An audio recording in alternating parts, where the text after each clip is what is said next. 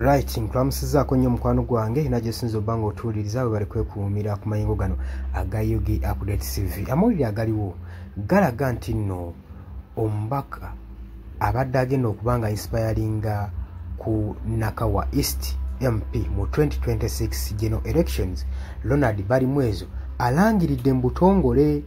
Avuddeyo n'alangirira n'agamba nti nno sigenda kuba nga nzira mu parliamenti, wabula byalangiridde byenyamizza Lord Mayor Erias Lukwago.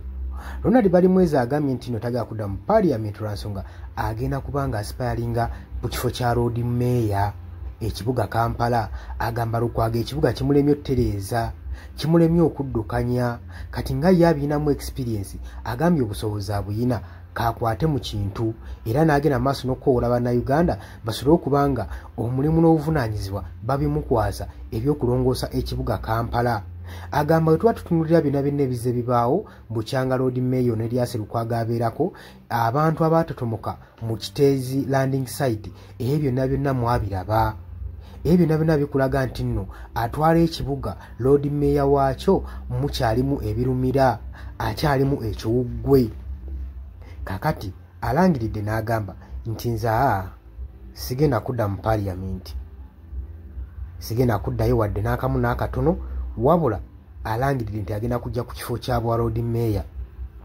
Erias Lukwago abadde amaze ebbanga ddene ng'ajja atwala ekifo kino ekya bwa Lord Mayor, ng'era nga mpawo ayinza kuvaayo eri kujja kumuvuganya, ng'era toyinza kulowooza nti n'oyinza okuvaayo n'omu ajja amunyenyeeko.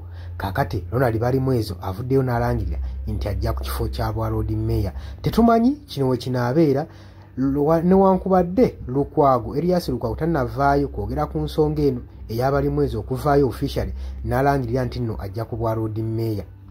Olowooza ki kyolowooza ku nsonga eno gwe mukwano gwange ali eyampuliriza? Oli ku Yugi Update TV kusinza obba ng'otuwuliriza gwatanatweyongako kirira wansi waliwo ekigambo subscribe kikooneko ojja kuba osula bulungi nnyo otwegattako. Mbaagala nnyo mwebale kwekuumira ku Yugi Update TV, mweraba. Yes, nkulamusizaako nnyo mukwano gwange yonna gy'osinzira okuba ng'otuwuliriza gwenna omuwuliriza wa Yugi Update TV. Mukola kyamaanyi nnyo okwekuumira ku mayengo gano.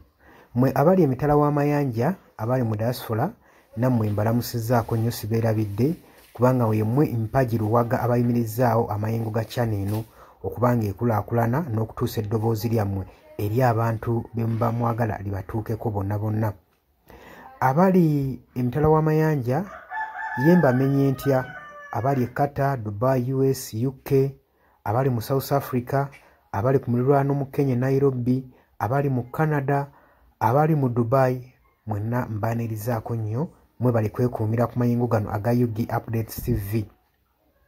Kakati nno era mu ngeri y'emu twagala obbategeeza mikwano gyaffe nti enamba y'essimu gye tutadde mu WhatsApp gy'olaba eyo eri mu kikala ekimyufu, eri mu people power color, eyo nno gwayagala okuba ng'olanga naffe gy'ogenda okuba ng'oyitako gwe mukwano gwange gwayagala okukola advertisement osobola okuba ng'okuba bizinesi y'abantu.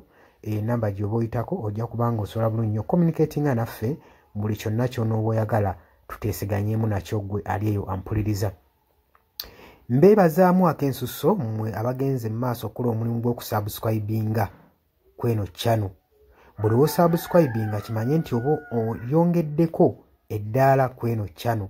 So mmwe mbeebazaamu ak'ensusso nammwe ababyagaliza ab'enganda bako n'ab'emikwano mbakubiriza okusubscribinga ku Yugi Update TV, mukolera ddala ekintu ky'amaanyi. Weewaawo naawe gwe atannaba kuba ng'otwegattako nga oliko gwe atuwuliriza osobola okugenda wansi awo waliwo ekigambo subscribe n'okikoonamu ojja kuba ng'osobola bulungi nnyo otwegattako. Buli w'osubscribinga kitegeeza oba ogenda kuba ng'ofollowinga buli kyonna ekigenda mu maaso ekikolebwa ku mukutu guno ogwa Yugi Updates TV. Kitegeeza ki? Nti gwe ayagala okuba ng'otufollowinga bw'oba omaze okusubscribinga teweerabirako na mukadde, genda wansi wali okoonene mukadde osobole okuba ng'ofuna notification message. Buli w'okoona mukadde wabeerawo ka notification message akajja akakulaga nti nno waliwo information erinkinze ku Yugi Update TV gwe mukwano gwange ali eyo mpuliriza. Ng'era we mbeebazizza ekyensusso nammwe abajja mu comment section mbeebaza. Mwabajja ne mukomentinga ne muteekako endowooza yammwe eri eggwanga ne mulitangaaza kubanga njagala mukitegeere.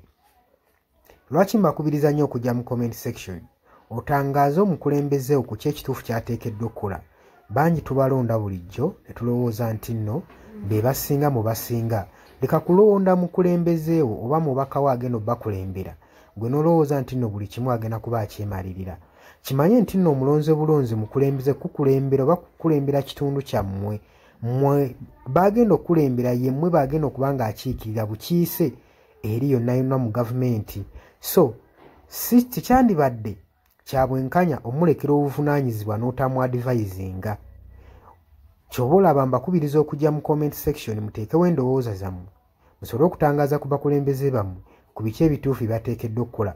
Bangi tubalonda bulijjo ne bagenda mu parliament nga babadde bantu balamu ne batuukeyo ne bawuttaalirayo. Kitegeeza ki? Nti olina okuba nga buvunaanyizibwa bwo okuzuukusa omubaka wo oba olaba nga yeebase gwe mukwano gwange aleeyampuliza. Ne ntumirako nammwe abalwanira eddembe ly'enkyukakyuka mu ggwanga lyattu Uganda mukola kyamaanyi nnyo okulwanirira enkyukakyuka. Gwali yeebase ng'ebintu tobiraba obanga olabanga ebitakukwatako bijja tuuka ekiseera bikwateko. Wabula ate gwe nkuzaamu amaanyi agenda mu maaso n'okuyiwawo omubiri ng'olwanirira enkyukakyuka. Bannanga abantu abo mubeebazeemu ak'ensuso kubanga bakola kyamaanyi nnyo obbaliidinga n'obbakulemberamu n'okubalaga ki ekituufu ekisaanidde okukolebwa.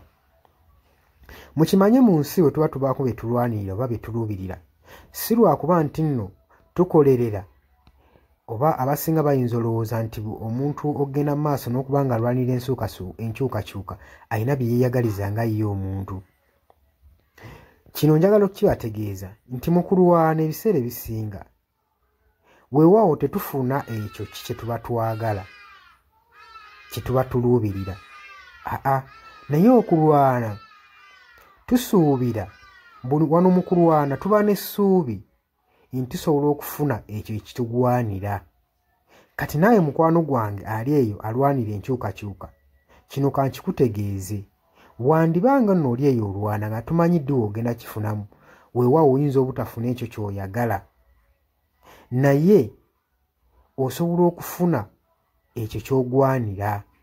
So tulwana olw'enkyukakyuka nga tulwanirira okufuna ekyo kye tugwanira. Kati gwe mukwano gwange ky'ofuna kye kiggwanira eyo gy'oli wandibanga ky'oyagala okifuna naye kye kiggwanira. Bangi mugenda ne muwambatalira eyo mu bibiina by'obufuzi ne babafujjirira omusimbi.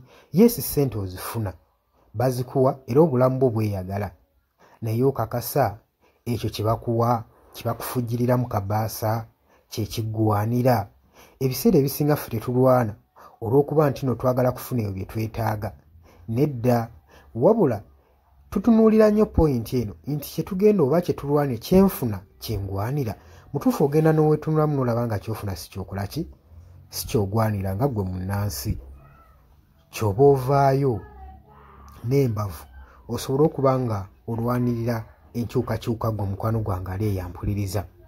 Nja basaba kano akatambi tugende mu maaso n'okuba nga tukasheyalinga buli muntu ategeere kiki ekigwanidde okukolebwa na lwaki enkyukakyuka esaanidde okubeerawo mu ggwanga lyattu Uganda. Si lwakuba nti oli bulungi kati wabula wandibanga oli bulungi naye ekyo ky'ofuna ky'ogwanira. Ekyo kye kibuuzo era naawe osobola okujja mu comment section n'onteerawo endowooza yo nti gwalemesa enkyukakyuka ky'ofuna ky'olwanira. Muli ku Yugi Update TV ku musinzi oba nga mutuwuliriza mwebale kwekuumira ku mayengo gano. Ngenda maaso n'okukubiriza mmwe abatannatwegattako kirira wansi waliwo ekigambo subscribe kikoonemu obeere ng'otweyungako. Ennamba eyo gye ntaddeawo nabagambye dda gwagala okulanga naffe gy'oba oyitako ojja kuba ng'osobola okommunikatinga. Mbaagala nnyo mweraba era nga mbaagaliza ebisinga.